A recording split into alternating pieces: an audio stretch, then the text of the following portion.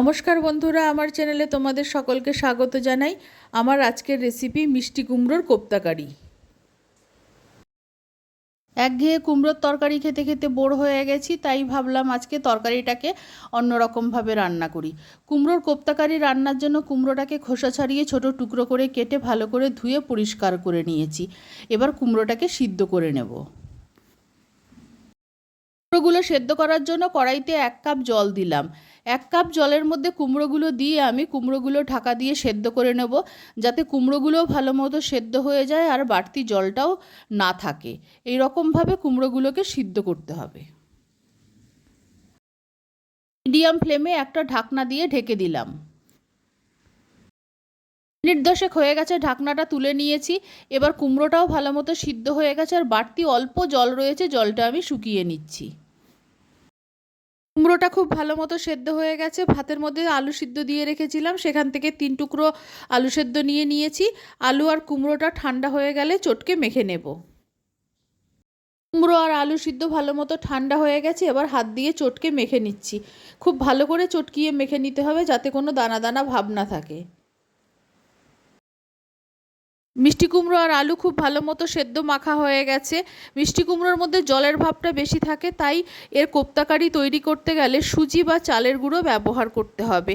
আমি ছোট বাটির 1 বাটি সুজি ব্যবহার করলাম। কুমড়ো অনুযায়ী আমি সুজি নিয়েছি। এবার কাঁচা লঙ্কা কুচি দিলাম।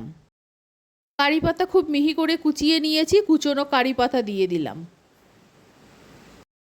এবার নিয়েছি অল্প কালো জিরে, অল্প জোয়ান, আন্দাজ মতো নুন, অল্প লাল লঙ্কার গুঁড়ো, অল্প হলুদ গুঁড়ো, 1 চামচ ধনের গুঁড়ো, 1 চামচ জিরে গুঁড়ো। শুকনো গুঁড়ো মশলাগুলো দিয়ে দিলাম। আর আমি সম্পূর্ণ নিরামিষভাবে তৈরি করছি, তাই পেঁয়াজ কুচি দিলাম না। তোমরা পেঁয়াজ কুচি ব্যবহার করতে পারো। 3 চামচ বেসন দিয়ে দিলাম। সব উপকরণ হাত দিয়ে খুব ভালো মতো মেখে নেব।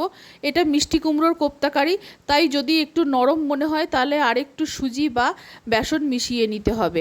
আর এটা খুব বেশি শক্ত হবে না, একটু মাঝামাঝি শক্ত হবে। কোপ্তাগুলো খুব সুন্দরভাবে ভাজা যাবে। মাখাটা কীরকম হয়েছে তোমাদের দেখিয়ে দিচ্ছি। এবার আমি কোপ্তাগুলো ভেজে নেব। এতে অল্প সাদা তেল দিয়ে দিলাম, আর আমি বরাবরের মতো অল্প তেলেই বড়া ভাজা শুরু করে দিলাম। কোপ্তাগুলো মিডিয়াম ফ্লেমে ভাজতে হবে। একটা দিক হয়ে গেলে তারপর আরেকটা দিক উল্টে দেব। কোপ্তাগুলো একটা দিক ভাজা হয়ে গেছে, আমি উল্টে দিচ্ছি।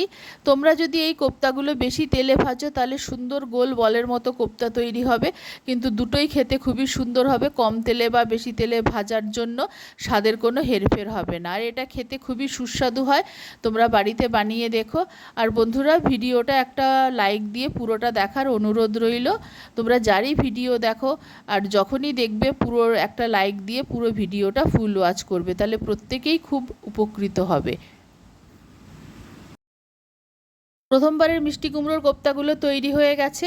আমি কিছু শুধু খাওয়ার জন্য রেখে দেবো, আর কিছু কোপ্তাকারি তৈরি করব। এই কোপ্তাগুলো এখন আমি তুলে নিচ্ছি। বাকিগুলোও এইভাবে ভেজে নেব। বাকি কোপ্তাগুলো ভাজা হয়ে গেছে, তুলে নিচ্ছি। বাইরে প্রচণ্ড বৃষ্টি হচ্ছে, মেঘ ডাকছে। এই সময় এই রকম গরম গরম কোপ্তা খেতে বা পকোড়া খেতে ভালো লাগবে খুবই। আমি নামিয়ে নিচ্ছি।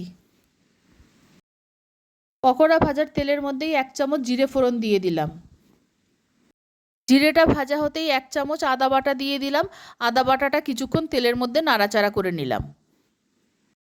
এবার দিয়ে দিলাম 2টো টমেটো পেস্ট করে রেখেছিলাম, সেই টমেটোটা। নিরামিষ রান্না একটু, তাই টমেটোটা বেশি দিলাম। আবার কিছু গুঁড়ো মশলা নিয়েছি। 1/2 চামচ হলুদ গুঁড়ো, 1/2 চামচ লাল লঙ্কার গুঁড়ো, 1 চামচ ধনে গুঁড়ো, 1 চামচ জিরে গুঁড়ো দিয়ে দিলাম। মিডিয়াম ফ্লেমে মশলাটাকে কষাতে হবে। যতক্ষণ না মশলার ওপর তেল ভেসে উঠছে ততক্ষণ মশলাটাকে ভালো মতো কষিয়ে নেব। মশলাটা খুব ভালো মতো কষানো হয়ে গেছে। মশলা কড়াই থেকে যখন এরকম ছেড়ে আসবে তখন বুঝতে হবে মশলা ভালো মতো কষে গেছে। এবার আমি জল দিয়ে দেব। মশলার সব বাটিগুলো ধুয়ে আমি জলটা জমিয়ে রেখেছিলাম, সেই জলটা আমি দিয়ে দিলাম।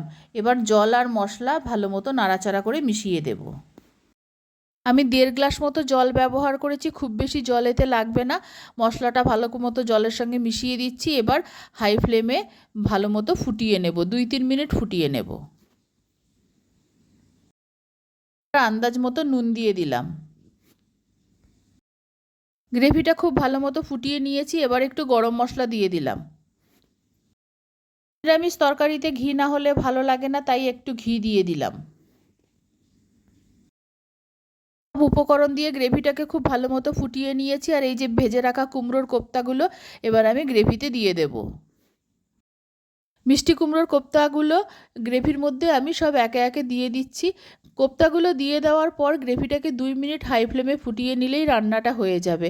আর ভয়ের কিছু নেই, মিষ্টি কুমড়োর কোপ্তা বলে একটা কোপ্তাও ভাঙবে না, সব কটা গোটা গোটা থাকবে আর ফুলে একটু বড় হয়ে যাবে। আমি তরকারিটা নামিয়ে নেওয়ার পর তোমাদের দেখাবো প্রত্যেক কটা কোপ্তা গোটা থাকবে। আর নিরামিষের দিনে এইরকম কোপ্তা কারি দিয়ে ভাত খেতে আর কিছুই লাগবে না, খুবই ভালো লাগবে। এটা অত্যন্ত সুস্বাদু একটি খাবার।